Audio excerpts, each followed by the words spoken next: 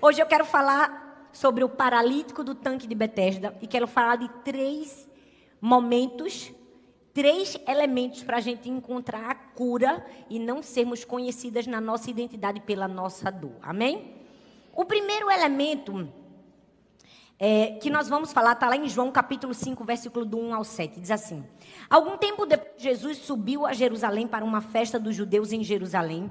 E há em Jerusalém, perto da porta das ovelhas, um tanque, que em aramaico é chamado Betesda, tendo 5 entradas em voltas. Ali costumava ficar grande número de pessoas doentes e inválidas, cegos, mancos e paralíticos. Eles esperavam um movimento das águas. De vez em quando descia um anjo e agitava as águas. O primeiro que entrasse no tanque, depois de agitadas as águas, era curado de qualquer doença que tivesse. Um dos que estavam ali era paralítico, fazia 38 anos. Fala comigo, 38 anos. Quando o viu deitado e soube que ele vivia naquele estado durante tanto tempo, Jesus lhe perguntou: Você quer ser curado? Disse o paralítico: Senhor, não tenho ninguém que me ajude a entrar no tanque quando a água é agitada. Enquanto eu estou tentando entrar, outro chega antes de mim. Eu vou passar um pouco do contexto histórico. Esse tanque era um tanque onde, como a Bíblia diz, muitas pessoas doentes ficavam ao redor, porque era a chance da salvação, era o tanque de Betesda. A Bíblia diz que quando as águas eram agitadas, e essa agitação via pelo próprio Deus, era o momento da cura. Então, o primeiro que entrasse era curado. Eu imagino o desespero de todas as pessoas que estavam ao redor daquele tanque. A Bíblia só relata a história desse homem e diz que ele estava ali há 38 anos, ou seja, se ele estava há 38 anos, com certeza tinha alguns que estavam há mais tempo do que ele, outros que estavam há menos tempo, mas todos estavam ali, vendo o futuro, a salvação, a transformação, na frente dos olhos, sem poder experimentar. Gente, é muita tortura, é ou não é? Imagina você ver sua chance de mudança, a chance que pode mudar a sua vida, vir outro na sua frente, mergulhar e pegar a sua vez. Era exatamente isso que aquele homem estava experimentando. E na verdade é exatamente isso que muitas de nós estamos vivendo. Nós estamos talvez à beira do tanque, achando que a gente está fazendo muito para ser curado. Mas quando a água é agitada, a gente continua à beira do tanque. Quantas de nós estamos... mas eu queria ser curado. Queria nada, porque se quisesse já tinha mergulhado. Foram 38 anos de chance que você teve, você não mergulhou. E ainda quando Jesus te pergunta, você dá desculpa, ninguém me ajuda. Porque foi exatamente isso que esse homem fez. Eu amo que a Bíblia, nada está por acaso. Diz que existia uma multidão. Porque assim, minha gente, já percebeu que miséria gosta de companhia? Coisa ruim gosta de companhia. É ou não é, gente?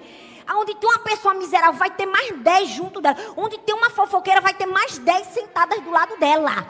Porque fofoqueira atrai fofoqueira. É ou não é? Nessa hora está todo mundo tenso, sem querer olhar para a mulher que está do lado. Meu Deus! Calma, que aqui não tem nenhuma fofoqueira. Só tem mulher cheia do Espírito Santo, amém?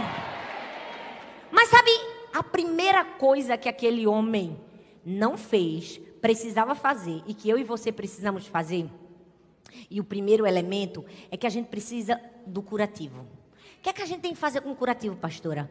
É arrancar o curativo. Minha equipe nem abriu o curativo, só para eu abrir aqui fica mais chique. Gente, todo mundo tem um band-aidzinho, ou já usou um band-aidzinho, já ou não já? E já percebeu que os band-aids são sempre pequenos? Só nos Estados Unidos que a gente acha aqueles grandes? É ou não é, gente? Na vida da gente é assim. Às vezes a gente está com um band-aid bem pequenininho em cima de uma ferida gigantesca. E a gente só vai receber a cura quando a gente tirar o band-aid e permitir Deus curar. Era isso que esse homem precisava fazer. E é por isso que eu estou aqui para te falar desse curativo. Será que você consegue reconhecer aquele que te cura e arrancar o band-aid na hora? Porque aquele homem teve uma oportunidade que ninguém teve. Jesus estava ali na frente dele. Aquele que podia curar. O que é que ele tinha que fazer? Rapaz, ele tinha que arrancar o curativo e dizer assim: tô aqui, sou eu, me chama. Mas a gente vai ver que não foi bem isso que ele fez, não. Por quê? Porque infelizmente a verdade é que às vezes algumas pessoas se encontram com outras só pelas coisas incomuns que elas têm, só pelos problemas incomuns que elas têm. Elas estão o tempo todo junto umas das outras para atrair o que elas mesmas possuem. Já viu que uma pessoa que tem alguma coisa para reclamar de alguém, ela vai achar outra pessoa que também tem alguma coisa para reclamar dela? É assim que acontece na vida. E talvez você fale tanto do seu problema, tanto do seu problema, tanto da sua dor, tanto do seu sofrimento, que você perdeu a sua identidade. Você já não sabe mais nem qual é o seu nome. Porque a única coisa que você sabe fazer é falar daquilo que lhe aconteceu. Talvez você esteja confundindo a sua identidade com a sua dor. Você está misturando a sua dor com o seu problema. Suas falas foram todas preenchidas pelo que o problema te fez, o que o problema disse a você, como o problema era antes, como ele está maior agora. Nós precisamos entender que a gente não pode confundir o nosso nome com a nossa dor. A Bíblia está recheada de histórias de pessoas que a gente não conhece o nome, mas conhece o problema. Por quê? Porque as pessoas não estão querendo ser transformadas, elas estão querendo ser acariciadas. As pessoas não estão querendo transformação, elas estão querendo ser afirmadas. Cuida. E tá aqui no colo, bebê. E esse é um espírito dessa geração. As pessoas não querem ser transformadas, elas querem ser confortadas na sua miséria. Elas querem ser acariciadas. A gente tem várias histórias na Bíblia de pessoas que a gente não sabe o nome, mas sabe o problema. A mulher do fluxo de sangue. Não sabemos o nome, mas sabemos o problema. A mulher samaritana, não sabemos o nome, mas sabemos o problema. É ou não é, gente? O cego, gente. De João 9, a gente não sabe o nome, mas sabe o problema. A mulher adúltera não sabe o nome, mas sabe o problema. O leproso, a gente não sabe o nome, mas sabe o problema. O endemoniado não sabe o nome, mas sabe o problema. Qual é a sua escolha hoje? Ser conhecido pelo seu problema ou pelo seu nome? Qual é a sua identidade? É o seu problema? Talvez você está fazendo do seu problema, seu cobertor de acariciamento de alma. Porque você quer ser conhecido pelo seu problema. Porque, infelizmente, o teu problema tem atraído junto de você pessoas que não estão preocupadas com a sua transformação. Mas no momento que você tirar o curativo, você vai atrair a pessoa certa, você vai atrair Jesus. Quando você disser assim, eu preciso de cura, Jesus vai chegar até você.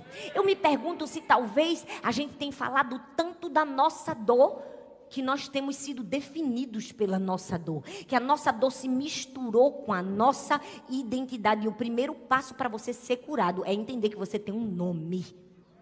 Você tem um nome, seu nome não é a sua dor. E para ser curado, você vai precisar parar de confundir a sua dor com o seu nome.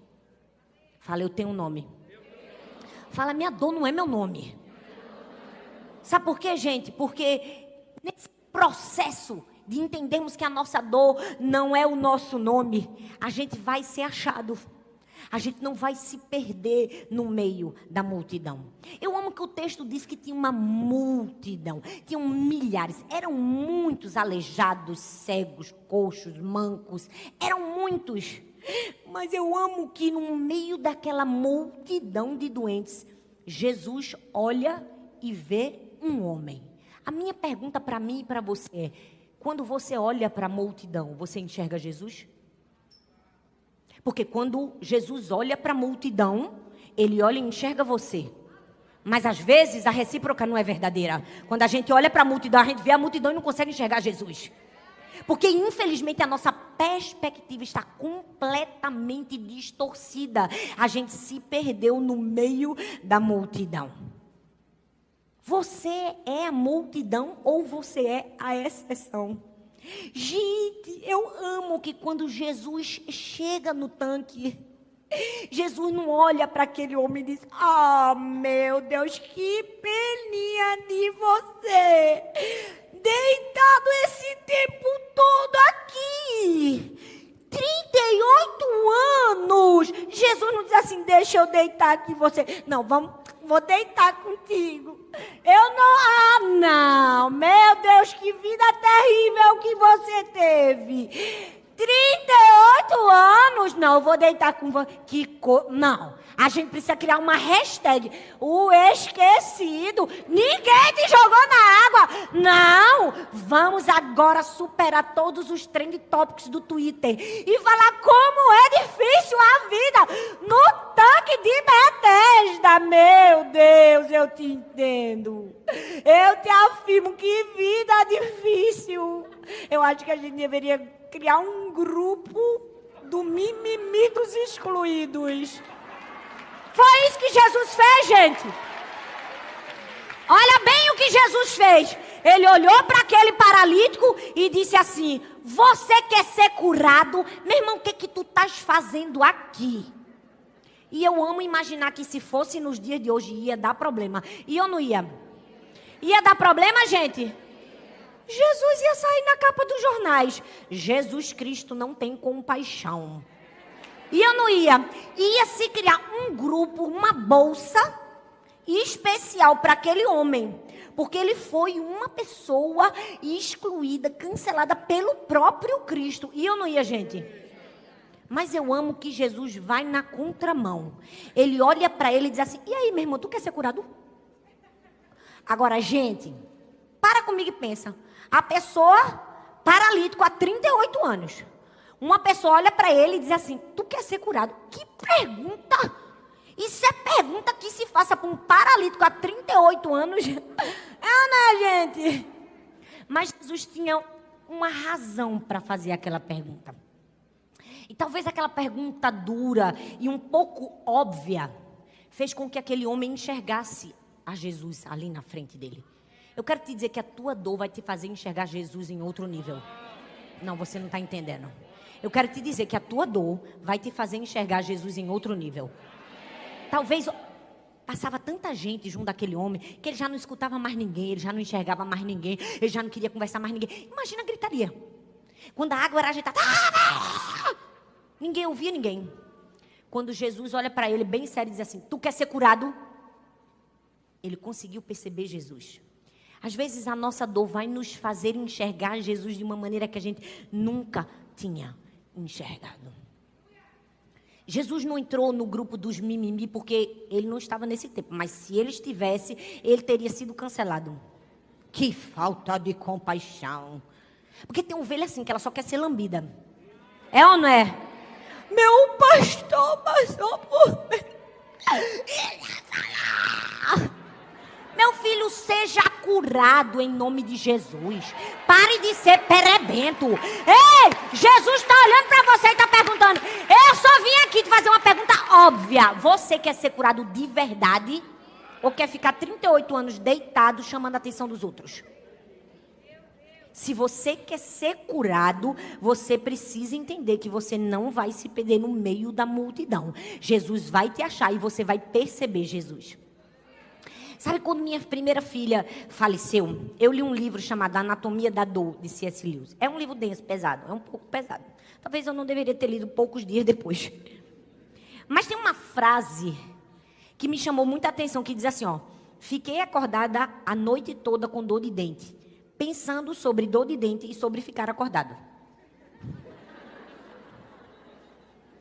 Dá toda uma explicação complexa dessa frase, muito complexa. Essa frase fala a verdade de todas nós. Vamos falar a verdade? Vamos abrir o livro? É ou não é? A gente fica com dor de dente, mas a gente sofre mais. Não é da dor de dente. É de ficar acordado pensando que a gente está com dor de dente e pensando que a gente está acordado. É por isso que a gente não é curado. Porque a gente tem um problema. Mas maior do que o problema é o tanto que a gente pensa no nosso problema e o tanto que a gente é desgraçado por ter esse problema. É ou não é, minha gente? Eu estou falando alguma mentira aqui.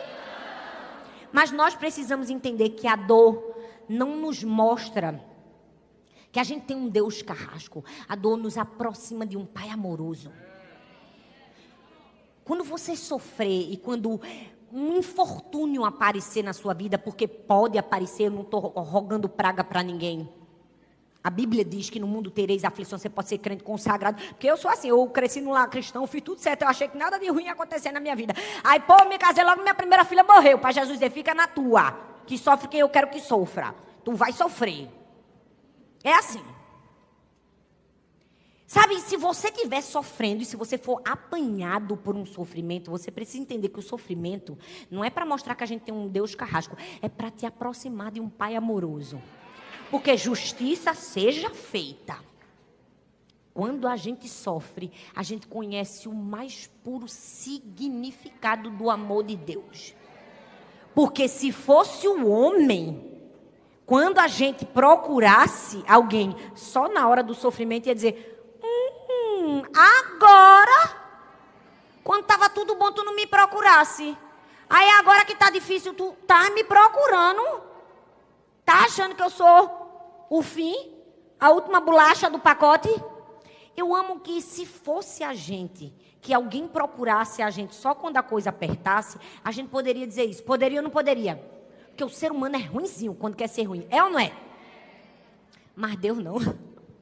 Deus, a gente esquece Ele. A gente não fala com Ele. Quando o aperto vem, que a gente chega junto dele, a gente conhece um Pai amoroso.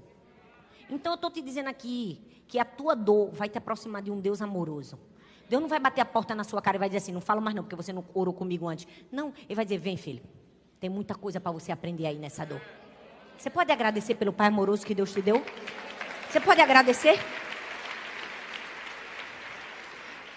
E aí o texto diz que Jesus disse assim, então Jesus lhe disse, levante-se, pegue a sua maca e ande. Imediatamente o homem ficou curado, pegou a maca e começou a andar.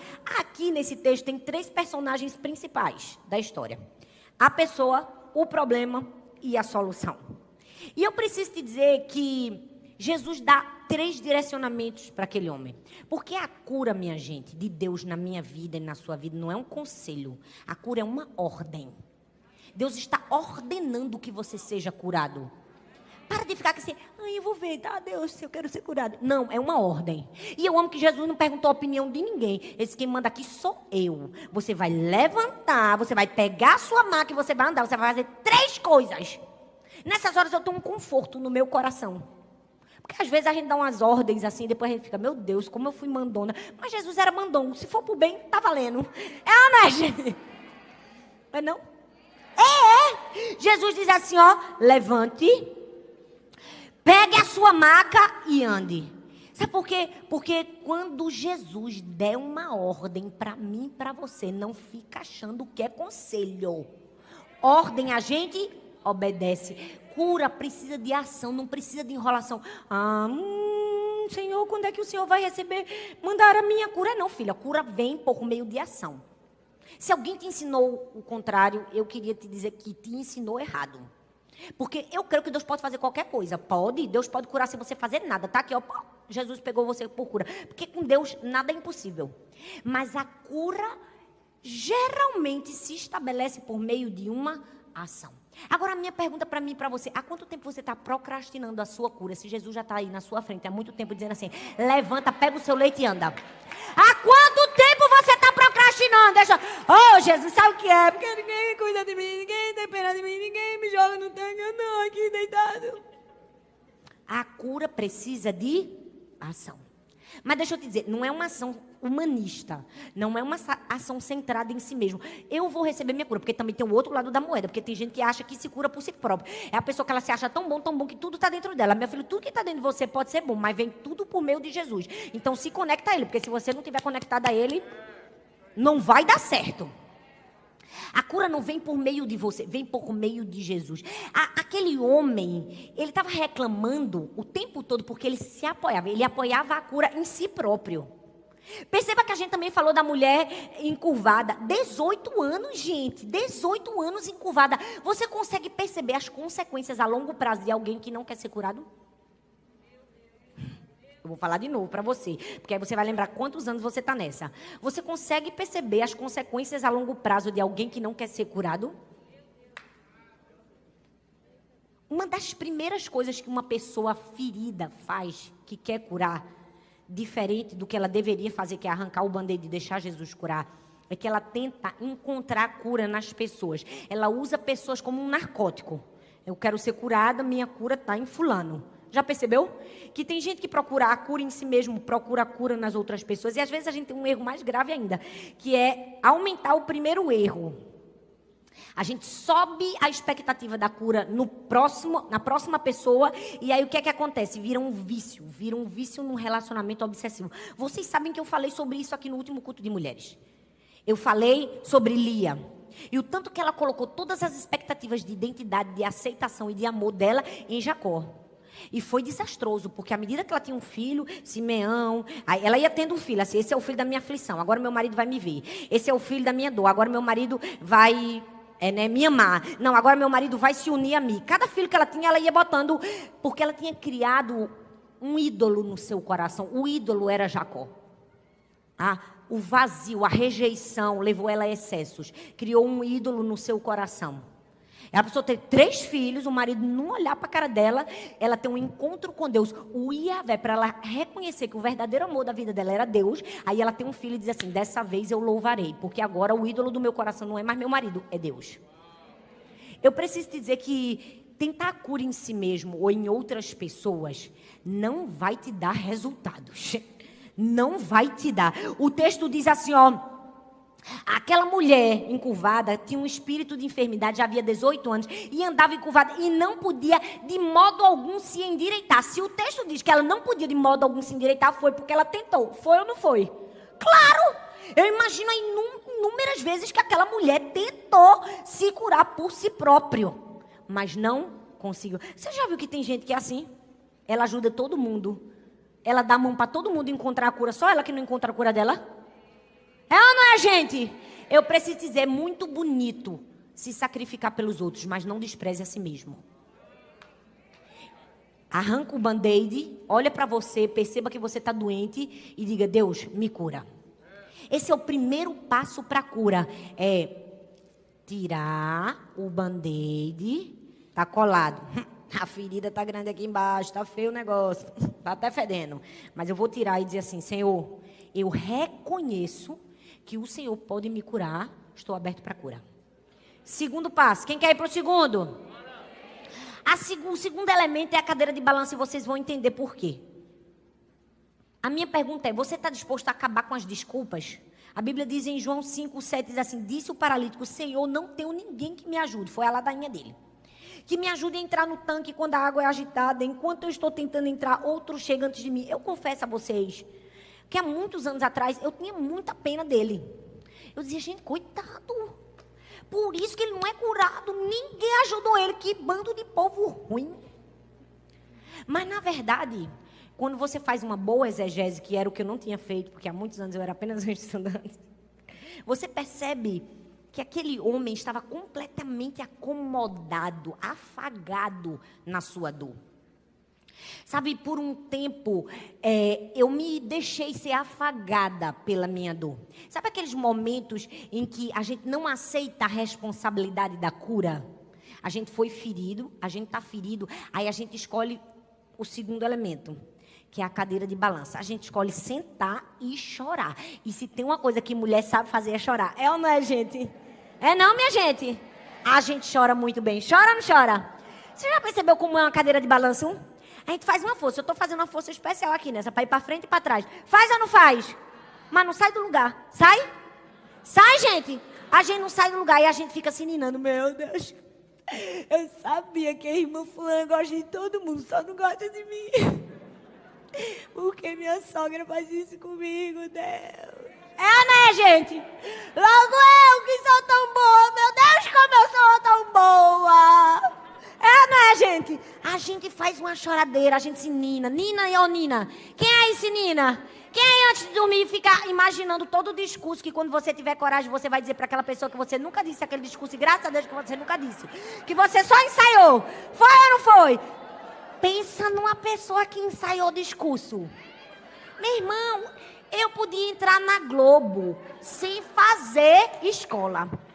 Porque pensa numa pessoa que ensaiou o discurso. Eu ensaiava o discurso da minha dor. Disse num dia: que eu tiver uma coragem, que eu tiver uma chance nessa vida, também vai sair tudo que tá aqui, ó. Engosgada na minha goela. Porque a gente é crente, mas ainda tem, né, a carne querendo se manifestar. É ou não é, gente? É ou não Amém, minha gente? Vamos começar daí, quebrando. Hoje é o dia de quebrar. Vai quebrando essa impressão de perfeição que você tem minha. Que se tu vê aqui, menino, tem tanta coisa ruim. Sangue de Jesus tem poder. Eu não sei como é que Deus ainda tem paciência comigo. Eu fiquei um tempão me balançando na minha cadeira de balanço. Por isso que eu não era curada. Sabe por quê? Porque teve um dia que Jesus disse assim, Thalita, eu vi o que aconteceu com você. Mas eu preciso te dizer que o que eu fiz por você é maior do que o que aconteceu com você. No dia que você enxergar o sacrifício de Jesus na cruz do Calvário como algo maior do que o que você sofreu, você vai ser curado. Você vai aceitar a responsabilidade da sua cura. É o segundo elemento. Você precisa sair dessa cadeira de balanço. Vira para a mulher que está do seu lado e diga, Deus está falando contigo, filha. Acorda aí. É para tu. Amém, minha gente? Oh, glória a Deus. Você precisa aceitar a responsabilidade da cura. E eu preciso te dizer que aceitar a responsabilidade da cura parte da premissa de aceitar a dor da recuperação. Vou te dizer que ser curado não é fácil não, viu? Ai, eu quero tanto ser curado. Tu não sabe o que tu está pedindo para Deus. Ser curado é muito difícil. Porque ser curado vai fazer você aceitar a responsabilidade da cura, mas também a dor da recuperação. Sabe por quê, gente? Porque a maioria das pessoas pensam que o sofrimento é muito grande e se esquecem que a recuperação é maior. Uma vez eu vi a história de uma mulher que se machucou e machucou o joelho num acidente numa pista de esqui. O médico chegou para ela e disse assim, olha, seu joelho machucou, mas se você fizer o tratamento certinho, ele vai ficar tão bom que é capaz dele ficar melhor do que o outro que não machucou. Mas só